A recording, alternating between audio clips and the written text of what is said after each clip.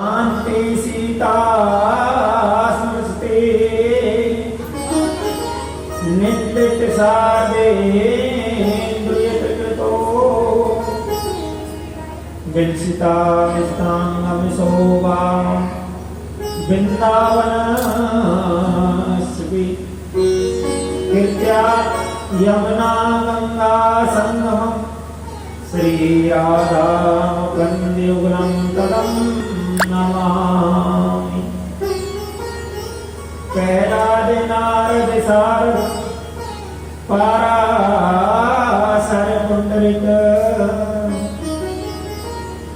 व्यासाम्बरीश सुखसोनक विभीषण दातवयानम् रुक्मान् विदारुण वसिष्ठ विभीषणादीनं पुण्यानि मानं परम भागवत नामामि।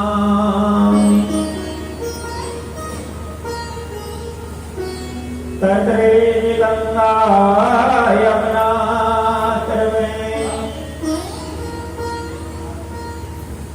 गोदावरी सिंधु सरस्वती च सर्वाणि तीर्थानि वसन्ति यत्र चैतद्वारकथा प्रसंगा नेता तूने माता ने बंधुरन दाता ने पुत्रो ने पुत्री ने बेटो ने भ्राता ने जाया ने विद्या ने बेटीर में गति स्तवम गतिस्तवं तं पिता भवामि। भूते महिर्भ्यतीमा पुरो विनुमाय सीते यदुंसु पुरुषः भोगते गुणानि षोडश षोडश तमका सोऽसलंक कृपेष्ट भगवान वाञ्छसि श्री गुरु चरणे सरोज निज मन मुकुर सुधार वर्णम रघुवर विमल यश जोदायक फल चार बुद्धि तनु जानिके सुमरो पवन कुमार बल बुद्धि विद्या देहु मोहि हरऊ कलेश विकार भक्ति भक्ति भगवन्ते गुरु चतुर नाम बपुए इनके पद वंदन किए नासते गण अनेक। जय जय श्री राधा रमन जय जय नवल किशोर जय गोपी चित चोर प्रभु जय जय माखन चोर। अतुलित बलधाम है शैलादेहं धनुर्वन कृशानु ज्ञानी दुर्गन्यामं सकल गुण निधानं वानिर्नामिधीशं रघुपति प्रिय भवितं बात जातं नमामि। बोलिए हनुमान जी बालाजी महाराज की श्याम रामचंद्र की बोले भागवत भगवान की बोले सुखदेव जी भगवान की जय बोले कृष्ण कन्हैया लाल की। मावल कोय पंकज लोचन कृपा विलोकिनी सोच विमोचन नीलिताम्र श्याम काम हरि हृदय कंज मकरंद मधुप हरि जातु दान बरोत बल भंजन मुनि सज्जन निरंजन अगरे गंजन भूषण शशि नवबंद बालक असरण शरण दीन जन गाहक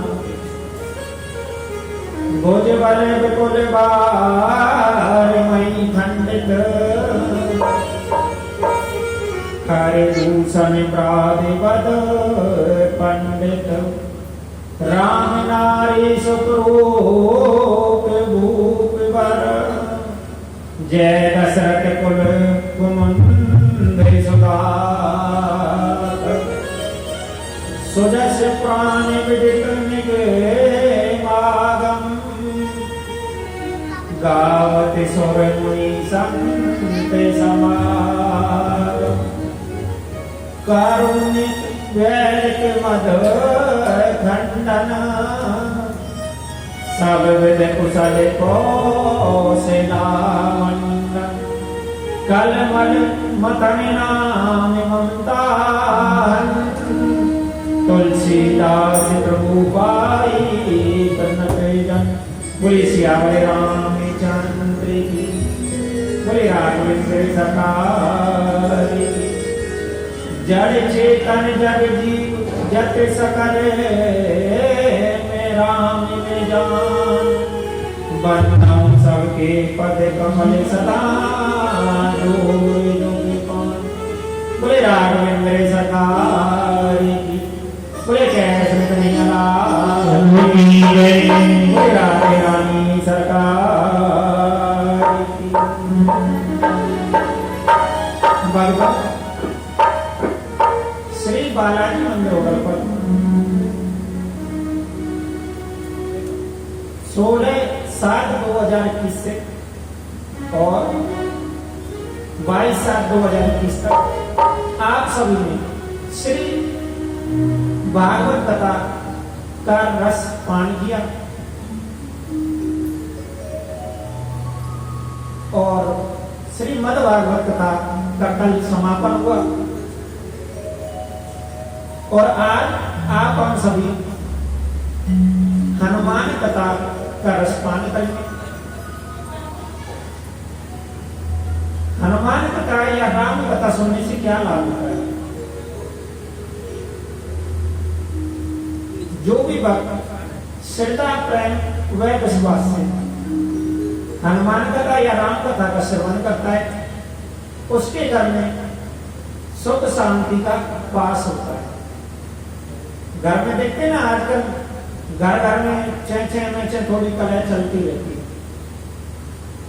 तो उस ग्रह कलह में शांति मिलती है और घर में किसी कारण से कोई कार्य ना बन पा रहे हैं तो हनुमान कथा का श्रद्धा प्रवृत्ति के साथ श्रवण करने से वह हमारे सभी मनोरथ पूर्ण होने लगते हैं। किसी कारण से घर में किसी बालक के विवाह शादी आदि में देरी हो रही तो भी हनुमान कथा सच्चे दिल से श्रवण करने से निश्चित 6 महीने के अंदर मनोकामना पूर्ण हो जाती है। पर कहते हैं कि कहां तक बनाए, ऐसा कौन सा मनोरथ है जो हनुमान जी की सुमरन करने से पूर्ण ना हो सके। ऐसा कोई जगत में कार्य नहीं है जिसे हनुमान जी बालाजी महाराज पूर्ण ना कर सके। तो सभी प्रेम से बोले जय जय सिया राम, जय जय राधे रानी सरकार की, बालाजी महाराज की। तो बंधुओं, गुरुदेव कहते हैं, गुरुजन कहते हैं कि हमें जिस भी देव की कृपा चाहिए तो उनकी आराध्य देव की आराधना हमेशा हमें पहले करनी चाहिए। जैसे बांके प्यारी लाल, अगर कृष्ण जी की कृपा हमें चाहिए तो हम बीच बीच में किसके जयकारे लगाते रहते हैं? राधे रानी सरकार की, बरसाने वाली की। तो हमें राधे रानी जी की आराधना करनी होती है तब जब कृष्ण भगवान की कृपा चाहिए, क्योंकि राधे रानी जगत का सार है। ऐसे ही जब हमें भोलेनाथ की कृपा चाहिए तो हमें किसकी आराधना करनी होती है? प्रभु रामचंद्र जी की आराधना करनी होती है। और बिल्कुल इसी तरीके से जब हमें बालाजी महाराज या हनुमान जी की कृपा चाहिए तो किसकी आराधना करनी होगी? प्रभु रामचंद्र जी की आराधना करनी होगी। और कलयुग में तुलसी बाबा ने बड़े सुंदर शब्दों में रामायण की रचना करी। उतना समय तो नहीं है कि पूरी राम कथा में, लेकिन थोड़ी राम कथा लेकर चलेंगे, जो निचोड़ निचोड़ है उतना लेकर चलेंगे सरल सरल, जिससे कि हनुमान जी की कथा भी साथ में हो जाए। क्योंकि बगैर राम कथा के हनुमान जी की कथा पूर्ण नहीं होती और बगैर हनुमान जी के प्रभु रामचंद्र जी की कथा पूर्ण नहीं होती। कहते हैं हमारे यहाँ जो संत है ना, वो कई बार थोड़े विनोद कर लेते हैं। वो कहते हैं अगर हनुमान जी ना होते तो सीता ना मिलती कभी भी। बोले कैसे कन्हैया लाल की। और भैया यहाँ साथ ही बता देना चाहता हूँ कि हनुमान जी कौन है। भोलेनाथ के 11वें रुद्र अवतार है हनुमान जी। जितने कृपालु भोलेनाथ हैं उतने ही कृपालु हमारे बालाजी महाराज हैं। जितने भोले भोलेनाथ हैं उतने ही कृपालु हमारे बालाजी महाराज हैं। और जैसे ही हम बालाजी महाराज के नाम का स्मरण करते हैं, मानो भक्ति महारानी अपने आप ही अंदर विराजित हो जाती है।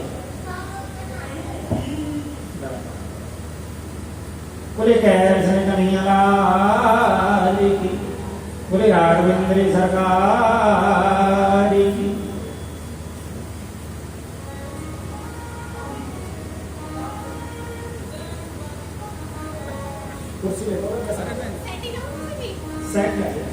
बोले कैसे कन्हैया लाल की। तो जैसे ही हम बालाजी महाराज का स्मरण करते हैं तो भक्ति महारानी अपने आप ही मानो भक्तों के हृदय में विराजित हो जाती है। क्योंकि भक्ति कब पैदा होगी? जब हमारे अंदर सेवा भाव होगा। क्योंकि जब नवदा भक्ति का हम सभी आपने सुना होगा, भागवत कथा में बार बार जिक्र आता है नवदा भक्ति का। तो नवदा भक्ति में जो सबसे श्रेष्ठ और सबसे सरल भक्ति का मार्ग बताया गया है, अर्थात ठाकुर जी के पाने का मार्ग बताया गया है। वह मार्ग कौन सा है? नवदा भक्ति की सेवा भाव के अंदर सेवा भाव रखो, अपने आप को ठाकुर जी के चरणों का दास समझो। अर्थात ऐसे समझो कि हम उनके चरणों के दास हैं। यह सबसे सरल रास्ता है ठाकुर जी की प्राप्ति का। क्योंकि और मानो हनुमान जी ना कलयुग के व्यक्तियों के लिए यही शिक्षा दे रहे हैं। क्योंकि कलयुग में आपने भागवत जी में श्रवण किया कि कलयुग में मनुष्य की आयु कितनी रहेगी? 100 साल रहेगी। और सही मायने में समझे तो आज के समय में 100 साल भी नहीं है। मनुष्य की जो आयु है वो आज के समय में 100 साल भी नहीं रहेगी। मतलब क्योंकि हिसाब लगाओ 100 साल भी कहाँ है? हमारे जो दिन होता है 12 घंटे का, और जो रात्रि होती है वह भी हमारी 12 घंटे की होती है। अब अगर व्यक्ति 100 वर्ष जीता है तो अगर हम थोड़ा गुना भाग करें तो 100 में से 50 वर्ष, क्योंकि 12 घंटे की रात्रि है, तो 100 में से 50 वर्ष कहां गए हमारे, सोने में चले जाते हैं। बचे कितने, 100 के आधे कर दो, कितने बचे भैया, 50 वर्ष ही तो बचे। वैसे तो भैया हिसाब लगाने में ज्यादा आ गए पढ़े लिखे इनसे, पढ़े लिखे में कैलकुलेटर और कंप्यूटर चाहिए आज के समय में, और हमारे भैया हम लोग तो हिसाब लगाते हैं सब। बोले कैसे नहीं बोले राघवेंद्र सरकार। तो भैया 50 साल चले गए हमारे सोने में, और बचे कितने, 50 साल ही तो बचे। और 50 साल में से ऐसे मानो कि 20 साल पे जाके शादी कर देते हैं, शादी हो जाती है बच्चे की, नहीं हो जाती, 20 साल 21 साल 18 साल शादी हो जाती है, 4-5 साल हंसने खेलने में भी चले जाते हैं। तो ईमानदारी समझो कि आप सभी के पास में समय कितना है, क्योंकि कल में आप समझो समय तो हमारे पास बचा ही नहीं। तो अगर हम ठाकुर जी का नाम कब ले लें, तो यही तो बालाजी महाराज हनुमान जी हमें सिखा रहे हैं। हनुमान जी क्या सिखा रहे हैं, यही तो सिखा रहे हैं कि प्रभु की चरणों की भक्ति कैसे की जाए और माता पिता के चरणों की भक्ति कैसे की जाए, ये भी बालाजी महाराज जी हमें सिखाते हैं। आइए पहले राम कथा में प्रवेश करते हैं, क्योंकि उसी के बाद हनुमान जी की कथा को होता है। लेकिन कलयुग में जो हम राम जी की महिमा गाते हैं, वह कथा हमें किसने दी है, वह तुलसीदास जी ने दी है। तो पहले उससे भी पहले हम तुलसीदास जी की कथा का श्रवण करेंगे, क्योंकि हनुमान चालीसा में पहले ही दोहा क्या है, हनुमान चालीसा का पहला ही दोहा, श्री गुरु चरण सरोज निज मन मुकुर सुधार, बरनउँ रघुवर विमल जस, जो दायक फल चार। अर्थात तुलसी बाबा क्या कह रहे हैं, तुलसी बाबा कह रहे हैं मैं अपने श्री गुरु जी के चरण कमलों की धूल से अपने मन रूपी मुकुट को स्वच्छ करके श्री रघुवीर जी के निर्मल यश का वर्णन करता हूं, जो धर्म अर्थ काम व मोक्ष को देने वाले हैं। या दूसरी परिभाषा इस विषय की समझे, अगर दूसरी परिभाषा में समझे तो मानो तुलसी बाबा कह रहे हैं,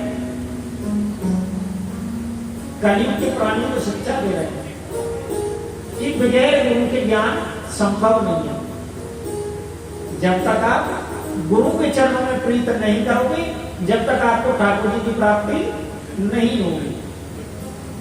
क्योंकि साथ में उन्होंने कह भी दिया, बरनउँ रघुवर विमल जस, जो दायक फल चार।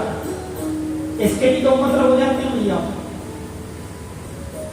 तुलसीदास जी, हनुमान जी और राघवेंद्र सरकार को अपना गुरु मानते हैं, लेकिन जो हमारे राघवेंद्र सरकार है वो भोलेनाथ को अपना गुरु मानते हैं।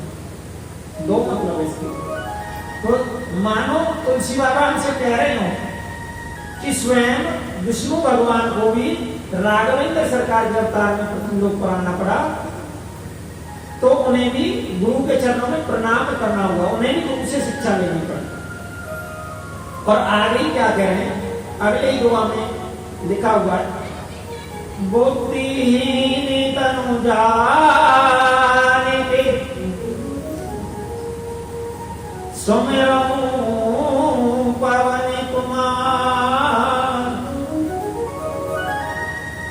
बल बुद्धि विद्या देहु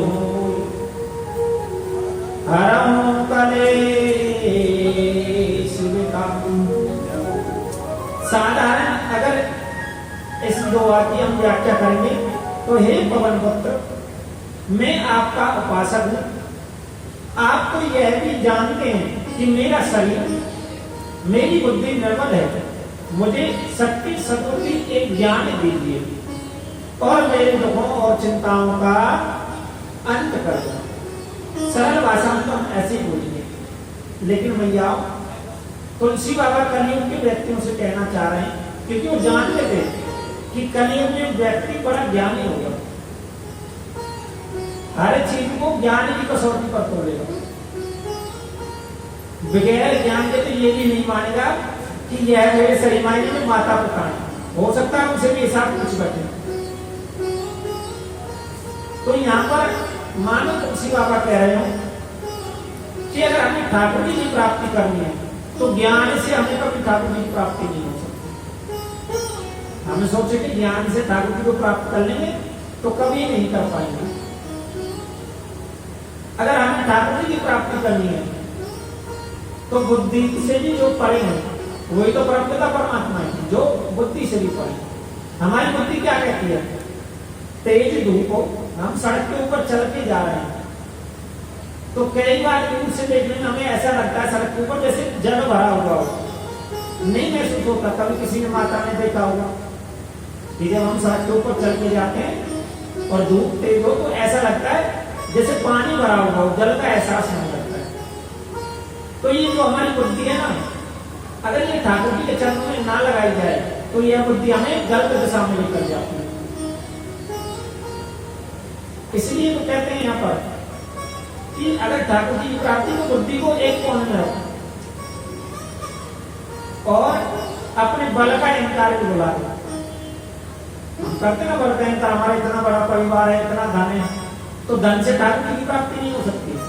ठाकुर जी की प्राप्ति करनी है तो वह केवल श्रद्धा वह भाव से ही होगी। और इन्हीं कलेशों तो हरने के लिए तुलसी बाबा विनती कर रहे हैं कि हरो कलेश विकार, इन्हें सभी कलेशों का नाश हो गया।